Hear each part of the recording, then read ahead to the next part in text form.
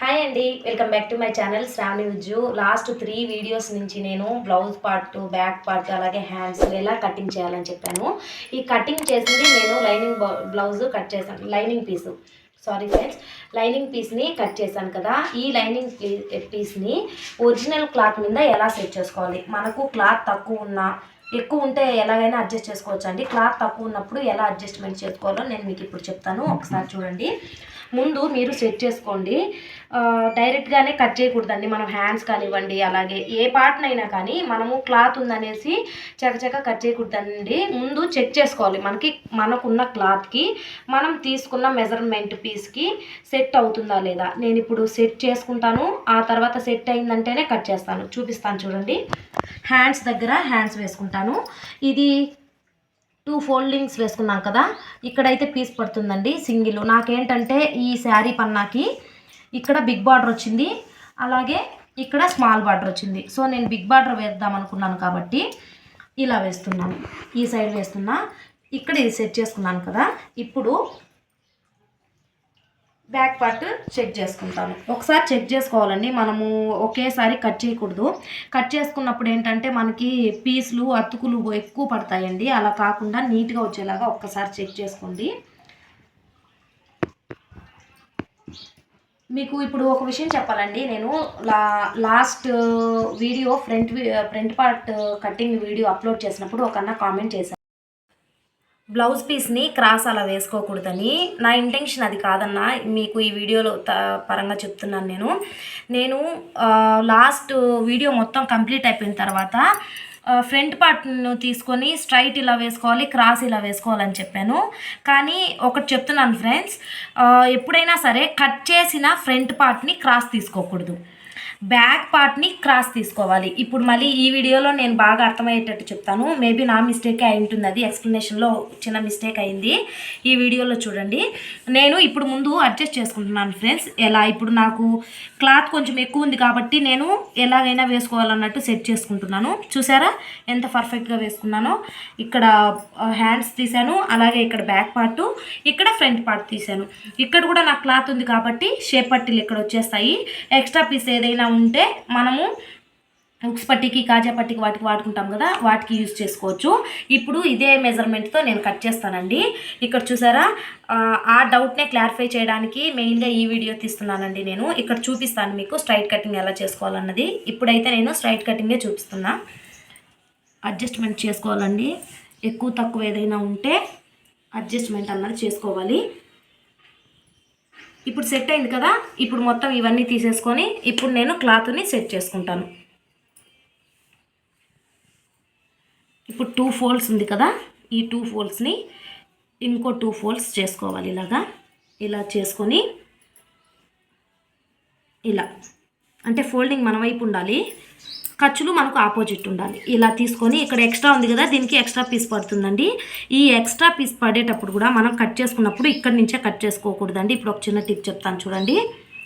ఇక్కడ ఎంతైతే మనకి క్రాస్ పడుతుందో పీసు, దానికి ఎక్స్ట్రాగా కొంచెం, మామూలుగా అయితే ఇక్కడికే కట్ చేసుకుంటాం కదా, ఇంకొద్దిగా ఎక్స్ట్రా కట్ చేసుకోండి. ఎందుకంటే పీసు అతుకులు పడదు మనకి.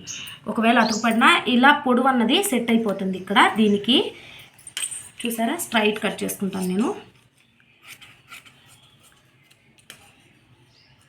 హ్యాండ్ కటింగ్ అయిపోయింది.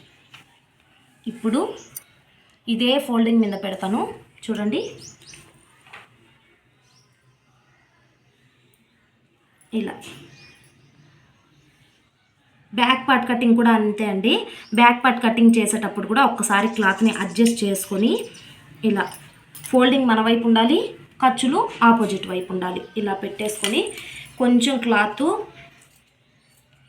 పెట్టేసుకొని కట్ చేసుకోవాలండి.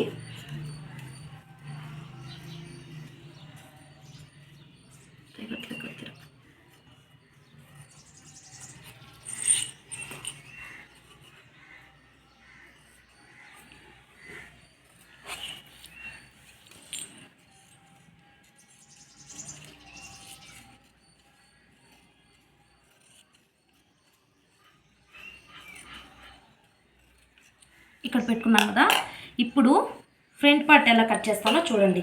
నాకు ఇలా వేసుకున్న నేను చెప్పాను కదా మీకు, ఇలా వేసుకున్నా నాకు క్లాత్ సరిపోతుంది, ఇక్కడ లోపలికైనా సరిపోతుంది. ఇప్పుడు నాకు ఇక్కడ క్లాత్ని కొంచెం సేవ్ చేసుకోవాలన్నాను కదా, నేను ఇలా వేసుకుంటాను. చూడండి, చూసారా ఎంత సేవ్ అయిందో నాకు. ఇక్కడ షేప్ పట్టీలు వస్తాయి. మీరు కూడా ఇలానే చేసుకోండి, కొంచెం క్లాత్ అన్నది సేవ్ అవుతుంది. ఇలా అంతే. ఏ మార్కింగ్ అయితే మనం పెట్టుకున్నామో ఇలాగా అదే మార్కింగ్తో కటింగ్ అయితే చేసేసుకున్నామండి. చాలా సింపుల్ అండి, చాలా సింపుల్గా కట్ చేసుకోవచ్చు. బిగినర్స్కి ఎవరికైనా అర్థమయ్యేలాగానే చెప్తున్నాను నేను. చాలా సింపుల్గా కట్ చేసుకోవచ్చు. నిదానంగా చూడండి, వీడియోని స్కిప్ చేయకండి ఫ్రెండ్స్. కొత్తగా ఎవరైనా ఛానల్ చూస్తున్నట్టయితే ప్లీజ్ సబ్స్క్రైబ్ చేసుకోండి. మన ఛానల్లో టైలరింగ్ టిప్స్ చాలానే ఉంటాయండి. ముందు వీడియోస్ కూడా చాలా మంచిగానే అప్లోడ్ చేస్తాను. ఇలా తీసేసుకుందాం. నేను ఈ పార్ట్ ఏవైతే మనకు ఒరిజినల్ బ్లౌజ్ కానీ అలాగే లైనింగ్ బ్లౌజ్ కానీ వాటిల్ని జరగకుండా గమ్తో స్టిచ్ చేసుకుంటానండి. కాబట్టి ఎక్స్ట్రా క్లాత్ అన్నది మనకు ఎక్కువగా ఏం అవసరం లేదు, కొంచెం క్లాత్ తీసుకున్నా సరిపోతుంది. ఎందుకంటే గమ్తో స్టిచ్ చేస్తాం కదా, సో అందుకనేసి మరీ ఎక్కువ మనం కుట్టాలంటే ముడతలుగా వస్తాయండి. అట్లాంటి ప్రాబ్లం లేకుండా నీట్గా గమ్తో స్టిచ్ చేసుకున్నారనుకోండి, చాలా నీట్గా వచ్చేస్తుంది. ఫినిషింగ్ కూడా మనకు చాలా నీట్గా ఉంటుంది.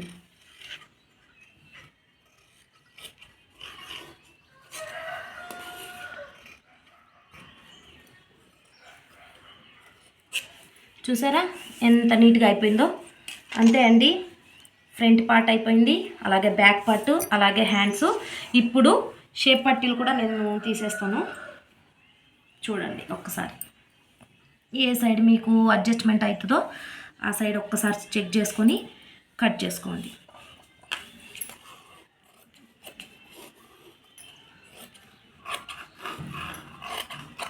అంతే, బ్లౌజ్ పీస్ కరెక్ట్గా సరిపోతుందండి.